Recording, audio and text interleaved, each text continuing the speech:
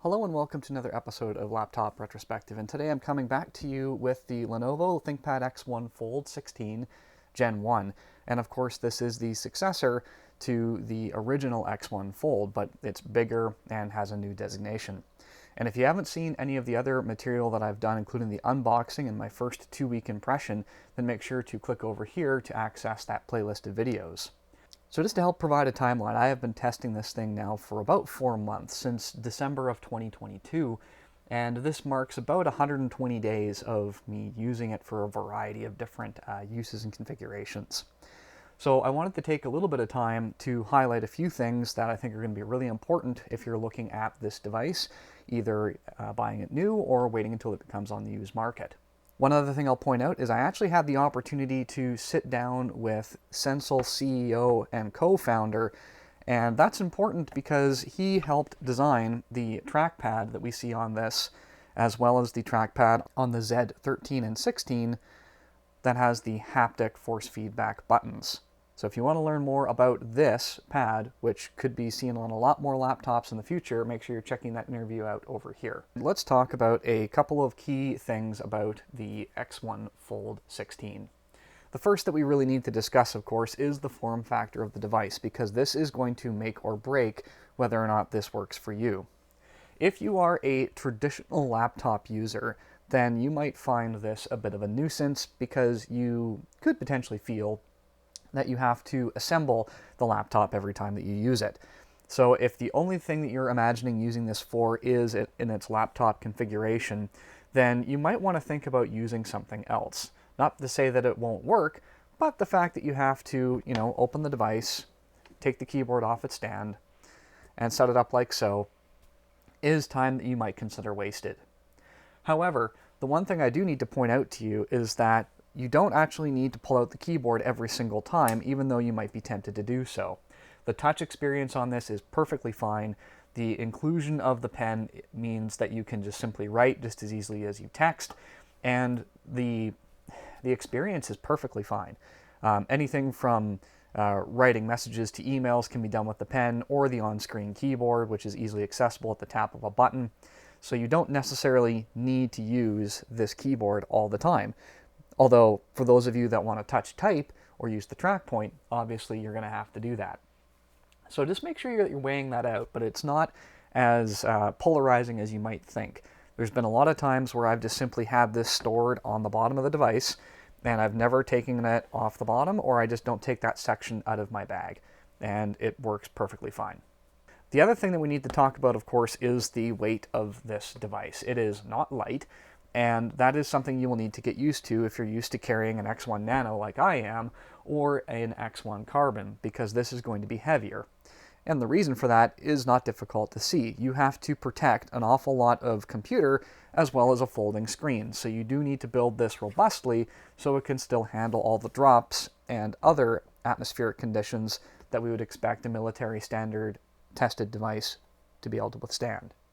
But all that aside, if the software experience is poor, then it won't matter. And I'm happy to say that the software that is installed on this to help Windows run the X1 Fold is a positive experience. Rotation works naturally. Putting the keyboard on and off doesn't require a huge amount of wait time. It's pretty much instantaneous. So there's a lot going on there that makes this essentially an effortless transition from mode to mode to mode.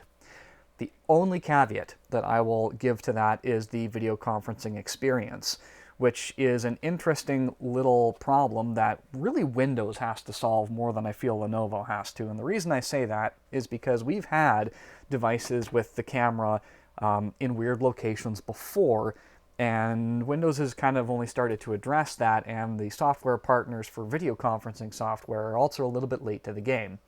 And what I mean by that is, depending on what orientation the device is in, whether it's in the kind of the clamshell laptop, if it's in the upright portrait mode, or if it's being turned to the landscape mode, different video conferencing software will behave differently in terms of how it rotates or crops the camera. So that's kind of a little niggly, that if you're doing an awful lot of video conferencing, I'll let you know that certain software is a bit more friendly to this device than others. For example, Zoom does not understand rotation at all, so you have to manually rotate the camera, and then you have to make sure you're using it in that orientation. I hope that Zoom addresses this. One of the things that I've also really enjoyed is the presence detection. This thing can literally detect when you are looking at it and lock and unlock accordingly, and I find that that's not only great for security, but it's also really nice for battery life, knowing that I can just step up, walk away from this thing, it will shut down, or if I'm not even glancing at it at my desk, and then I can turn over and look at it and unlock the device just by it knowing that, it sees my eyes. That's pretty slick. So you have something that's both secure and going to help really get all that you possibly can out of those batteries on the inside. So overall, what are my conclusions for this device? Well, I would simply say this. Being the first is easy. Being the best is a commitment. And I think that we can say safely, through at least my 120 days of testing, that we have both happening here. So I've had the opportunity to try 2 of these machines actually. One was swapped out midpoint through the testing process just to make sure that everything was good with that device. Both have essentially performed the way that I would expect them to work. And that is a challenging task. Lenovo, as you may know, was the first to market with the foldable PC with the original X1 Fold. And like I said, being the first is easy. Anybody can make a product that just barely works. And I'm not saying that the X1 original is a product that barely worked, but it definitely had a lot of room to grow. And the X1 Fold 16 shows that a lot of growth has occurred. So I have to tip my hat to them. They really seem to be moving into the foldable device space in a new way. The YogaBook 9i is another example of Lenovo's kind of commitment to head in that direction. Now, whether or not other manufacturers will see that and follow suit, or if the global community will kind of chase after folding devices, is yet to be determined, but it seems to be pretty clear that, for better or for worse, Lenovo is going to ensure their dominance as much as they possibly can, and I think this laptop is a good show of force of that. So with that being said, ladies and gentlemen, I hope you've enjoyed the series so far. If I have the opportunity to film another episode, I certainly will.